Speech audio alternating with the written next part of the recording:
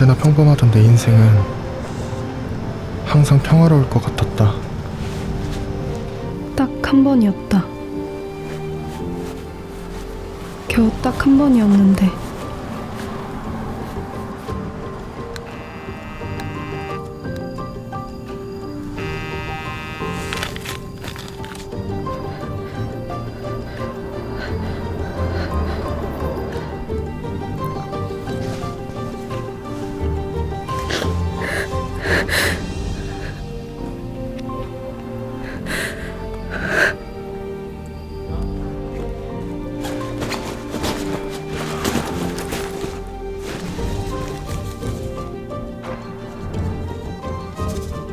너 이게 뭐야? 너 도대체 무슨 짓을 하고 다니는 거야?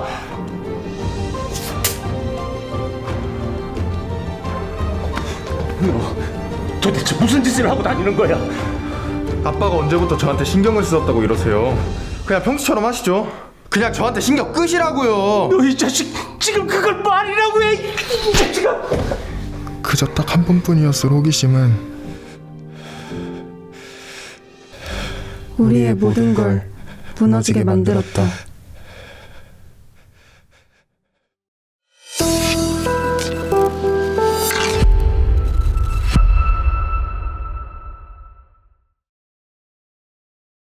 인간의 뇌는 복잡한 신경세포로 이루어져 있으며 이 신경세포들은 다양한 신경전달 물질을 통해 신호를 전달하고 조절합니다. 마약은 뇌를 자극해서 신경전달 물질인 도파민을 폭발적으로 분비시켜 강렬한 쾌감을 느끼게 합니다. 그러면 전두엽은 이를 긍정적으로 판단하고 기억을 담당하는 해마는 좋은 기억으로 저장합니다. 좋은 경험으로 기억되면 우리 뇌는 마약의 지속적인 이용을 원하게 되고 반복적으로 사용하다 보면 뇌 안의 도파민 수용체가 손상됩니다. 손상된 뇌는 예전과 같은 효과를 얻기 위해 더 많은 양의 약물을 사용하고 집착하며 강박적으로 사용하게 됩니다. 결국 고통스러운 금단 증상이 발생하여 스스로 약물을 끊을 수 없게 되고 약물을 계속 사용하게 되는 것이 바로 중독의 기전입니다.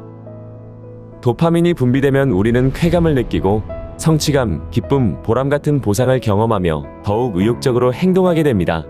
그런데 마약을 주입하면 도파민이 수백 배에서 수천 배 이상 분비하게 됩니다. 도파민 과다 분비로 비정상적인 쾌감을 경험하게 되면 우리는 더 이상 정상적으로 느꼈던 일상의 즐거움을 하나도 느끼지 못하게 됩니다. 친구들과의 우정, 가족 간의 사랑, 즐거운 학교 생활, 원하는 대학에 입학하는 성취감 등 일상의 소중함이나 행복이 더 이상 중요하지 않게 되죠. 오히려 우울과 무기력을 경험하거나 불안과 스트레스가 증가하고 공포와 분노 같은 감정의 기복이 심해지면서 다양한 이상 증세를 겪게 됩니다. 망상과 환각 같은 이상한 행동이나 폭력적, 충동적인 성격의 변화, 심지어 자해와 자살 같은 문제 행동도 하게 됩니다. 이렇게 뇌를 흥분시키거나 억제하며 중독을 유발하는 마약은 우리 주위에 알게 모르게 퍼져 있습니다. 나비약으로 알려져 다이어트 목적으로 복용하고 있는 식욕억제제 펜터민, 집중력을 준다는 ADHD 치료제 메틸페니데이트, 통증을 완화시켜준다는 합성마약 펜타닐 등이 있습니다. 이런 약물은 뇌에 작용하여 생각, 감정, 행동의 변화를 일으키는 물질로 의사의 처방에 따라 복용할 경우 합법적 의약품이지만 오용하고 남용하면 신경전달 물질의 균형을 깨뜨리며 많은 부작용을 일으켜 결국 중독에 이르게 합니다.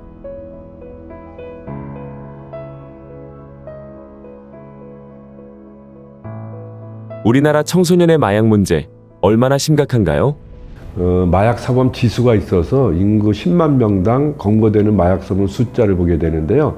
이게 20이 넘어가면은 안전지대를 벗어나서 통제가 필요한 국가로 넘어가는데 우리나라는 1999년에 이미 마약 사범 10,000명이 넘었죠.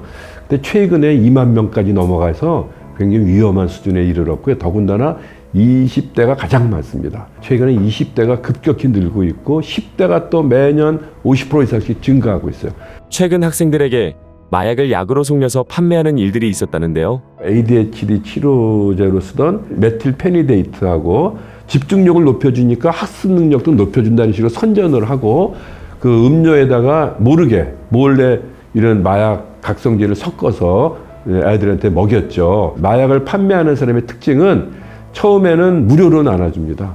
그래서 어떤 효과를 보게 되면은 찾으러 올 거 아니에요. 찾아올 거. 그럴 때 뭐 싸게 10,000원도 받았다가 중독이 점점 심해지면 10만 원도 받고 이제 돈벌이 하려고 하는 수법이고요. 더군다나 이제 그거를 가지고 학부모를 협박을 했지 않습니까? 아이들이 마약을 먹었으니까 이거 범법행위니까 신고하겠다 그래서 돈을 뜯어내는 보이스피싱 같은 이제 그런 것들이죠. 자기가 알고 복용하는 건 불법이지만 남이 몰래 타서 자기는 모르고 먹게 되면은요, 이거는 범죄가 형립되지 않습니다. 학부모들 그걸 모르니까 뭐 마약을 했다 그러니까 모두가 범죄되는 줄 알고 뭐 겁을 먹어서 돈을 갖다 준다든가 뭐 이런 범죄 행위에 놀아나는 경우가 있습니다. 마약에 중독되면 우리 뇌와 신체에 어떤 일이 생기나요? 중독은 뇌질환이라고 하거든요. 뇌에 영향을 주기 때문에 도파민이 높아지면 기분이 좋아져서 우리가 일상생활에 느끼는 즐거움이나 기쁨이나 쾌감이나 행복이나 보람 이런 좋은 감정을 느끼게 되는 거거든요. 그런 걸 만들어주는 것이 보상회로인데 거기에 과도하게 도파민을 높이는 작용하는 물질이 마약류입니다. 마약류가 우리 몸에 들어오면 혈액을 타고 전신을 돌게 돼 있어요. 그래서 모든 장기에 영향을 줄 수밖에 없고 전두엽에 영향을 강하게 주게 되면요. 모든 정신질환이 다 생깁니다.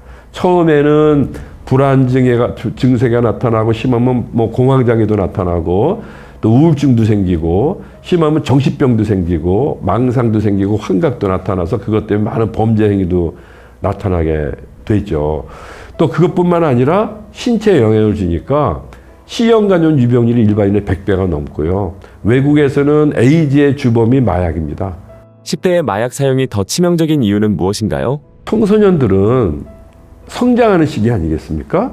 뇌도 발달을 돼요. 25세까지 뇌가 이렇게 계속 발달을 하는 걸로 되어 있는데 우리 뇌에는 보통 한 1,000억 개의 뇌세포가 있는데 사춘기가 지나고 나서부터 하루에 5만 개 내지 10만 개의 뇌세포가 자동적으로 죽어가고 있습니다. 뇌가 발달하는 시기에 마약을 남용하거나 하면은 뇌세포가 더 빨리 파괴가 돼서 더 문제가 더 빨리 나타나는 거죠. 특히 청소년들한테 위험하다는 거는 발달 단계에서부터 뇌가 심각하게 파괴되기 때문에 그렇다. 그래서 건강한 뇌를 유지하기 위해서라도 마약류를 남용하는 것을 철저히 예방하는 것이 필요합니다. 마약 중독 치료가 어려운 이유가 무엇인가요?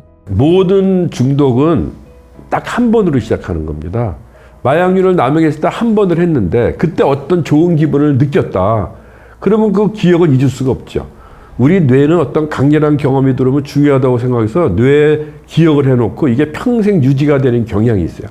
그래서 그 기분을 한번 맛본 사람은 그 기억을 잊을 수가 없기 때문에 자꾸 재발이 되는 거예요. 그래서 그 기분을 느끼지 않도록 한 번도 안 하는 게 굉장히 중요한 거죠. 마약류에 중독이 돼서 마약류를 끊고 싶은데 자기 혼자 스스로 안 되니까 도움을 받고 싶은데 자기가 도움을 받으려고 그러면 노출이 되면은 범죄자로 몰리지 않을까 또 검거되지 않을까 위험을 느끼기 때문에 치료받지 않는 경향이 많아요.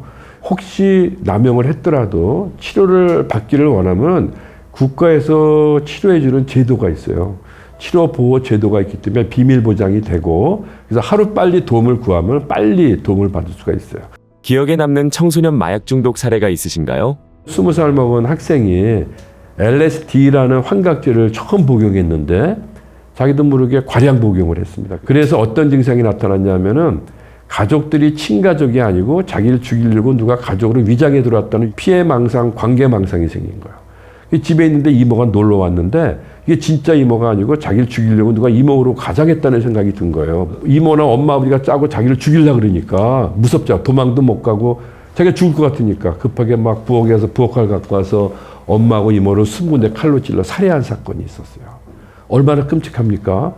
단 한 번 복용했을 뿐인데 이런 끔찍한 살인 사건이 일어났고 마약류라는 거는 정신병을 만드는 약이고 그거를 통해서 많은 사건들이 일어날 수 있다. 기분을 좋게 하는 작용도 일시적으로 생기지만 결과적으로 뇌를 파괴하는 뇌 질환이기 때문에 한 번도 남용을 하지 않는 게 좋다.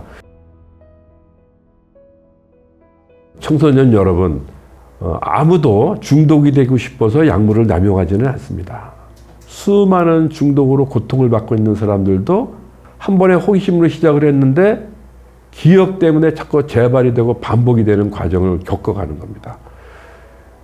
중독은 본인뿐만 아니라 가정을 파괴시키고 나라를 망가뜨리는 굉장히 피해가 큰 질환입니다.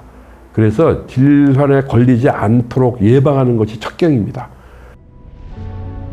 우리나라도 더 이상 마약으로부터 안전한 국가가 아닙니다. 그렇다면 우리는 어떻게 대처해야 할까요? 우선 마약에 대한 경각심을 높이고 경계하며 호기심조차 갖지 않는 것이 중요합니다. 무엇보다 단 한 번도 마약을 사용하지 않는 것이 가장 큰 예방입니다. 친구나 낯선 사람이 출처가 분명하지 않은 음료나 약, 패치 등 낯선 물건을 건넬 때는 단호하게 거절해야 합니다. 다이어트는 다이어트 약에 의존하기보다 적당한 운동과 적절한 식이 조절을 통해 해볼까요? 집중력 향상이 필요할 때는 약이나 에너지 드링크에 의존하기보다는 산책이나 적당한 수면 등 건강한 활동으로 대체해볼까요? 나도 모르게 마약을 하게 되었다면 어떻게 해야 할까요? 선생님, 부모님 등 어른에게 도움을 요청하세요. 나도 모르게 마약을 했다면 즉시 신고하세요. 1899-0893에서 상담을 받으세요. 걱정하지 마세요. 여러분의 곁에서 도와드릴게요. 다시 오지 않을 소중한 10대, 나의 미래를 마약과 바꾸지 말기로 해요.